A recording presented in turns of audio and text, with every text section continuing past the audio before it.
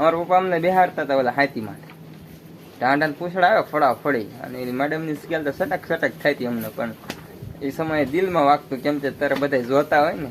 Good morning દોસ્તો, નવા વ્લોગમાં તમારું બધાનું સ્વાગત કરું છું. અત્યારે વ્લોગ શરૂ કરી દીધો છે, વાગી ગયા છે 11:30 ને 11:30 વાગે વ્લોગ શરૂ કરી દીધો છે. મેં કીધું થોડું જાજુ બતાવી દઉં. આજે ગુડ મોર્નિંગમાં વ્લોગ શરૂ કરી દીધો છે અને મારા મમ્મી અહીંયા બનાવે છે.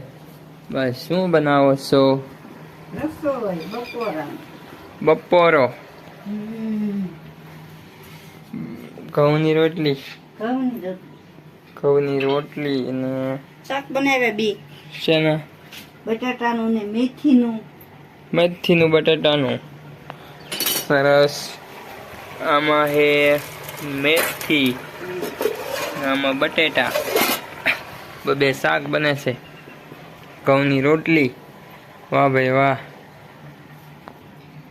તો મારા મમ્મી અત્યારે અહીંયા બધું બનાવતા હોય છે ને ઘડીક અહીંયા ઘડીક અહીંયા, કેમ કે અત્યારે મારા મમ્મી એક કલાક રસોઈ બનાવતા હોય અને ખોળની 2 ગોણી સુધી છે, બાકી ભરવા જવું જોઈશે. તો એવું ને એવું છે બાકી. હવે તો જો અને બાકી તો કાંઈ નહીં, નવું કંઈક હશે તો તમને જરૂર બતાવીશ.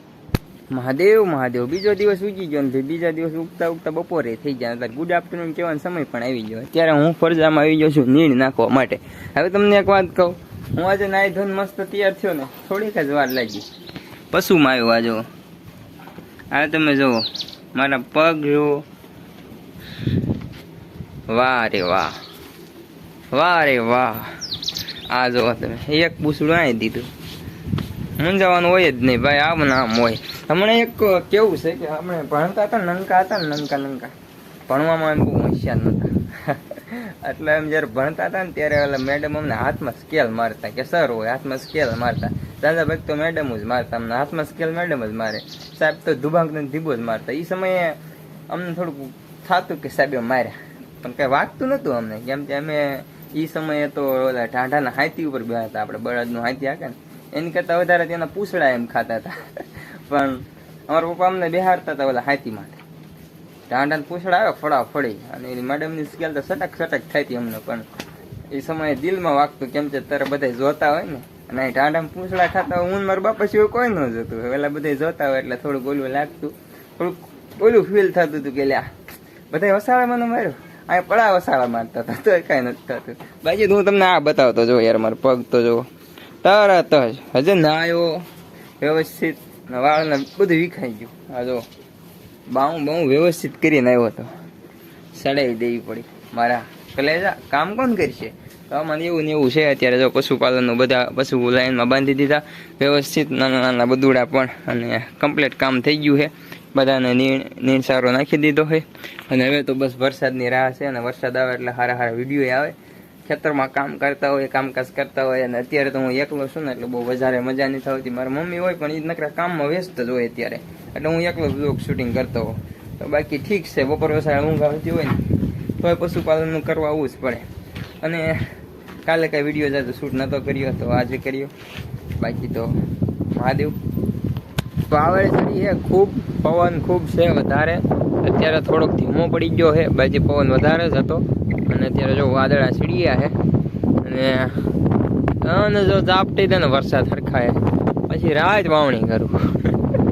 હજી રાત બહુ આખી રાત વાવી દો. પણ એવી આગાહી છે કે 1-2 દિવસ મોડો આવશે એવું લાગે છે. વાદળા સીડ્યા છે એટલે કે આનો કઈ નેઠો ન હોય. આગાહી તો રામ ભરવાએ કહી દે પછી. જો આમ ઓલ બાજુ શરૂ પણ થઈ ગયો છે, નજીક જ કહેવાય ને. વાવ મસ્ત પવન બહુ આવે, સ્મૂથું નહીં સંભળાતું. મળી આગળ કેમ છો મારા પ્રિય ગુજરાતીઓ? હું ગુજરાતી એટલે મારો વિડીયો જોતા હોય એ મને લાગે છે કે અમુક ટકા તો બીજી ભાષાના હોય, બાકી ઝાઝા ભાગના ગુજરાતી જ છે. કેમ કે ગુજરાતી હું બોલું છું એટલે ગુજરાતી જ ઝાઝા ભાગના મને જોતા હોય છે. તો અત્યારે ધાબા ઉપર આવી ગયો છું સવારમાં 7:30 જેવો સમય થયો છે. અને જો વરસાદનો માહોલ થઈ ગયો હતો અને કાલે સાંજે થોડો જાજો વરસાદ પણ આવ્યો હતો, એટલે થોડું નેવાસું હે ને એવો વરસાદ આવ્યો હતો.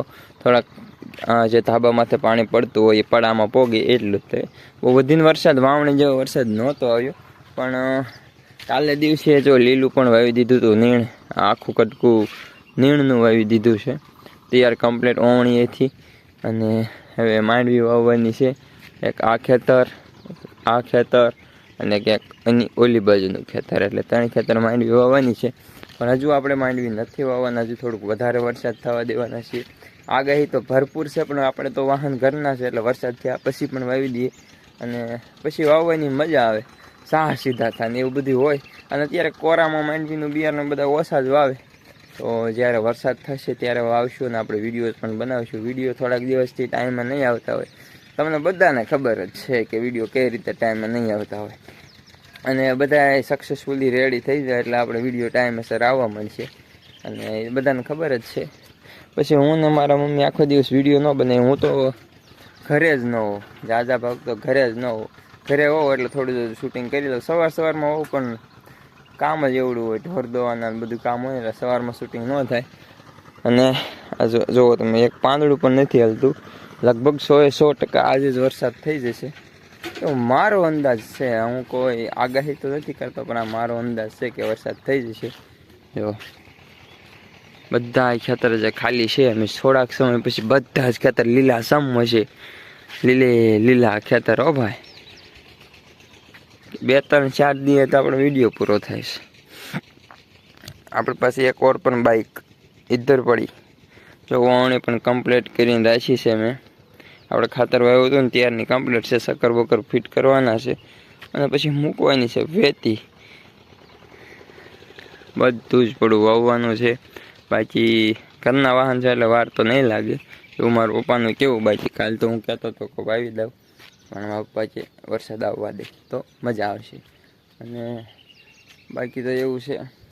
આજનો દી કેવો જાય એ મને ખબર નથી, અને કેવો જાય સારો જાય નેક્સ્ટ વ્લોગમાં તમારે બધાને જોવાનું છે. સારો વિડીયો બનાવીશ આજે, પરફેક્ટ પૂરો કરીશ એવું લાગે છે અમુક પ્રમાણમાં.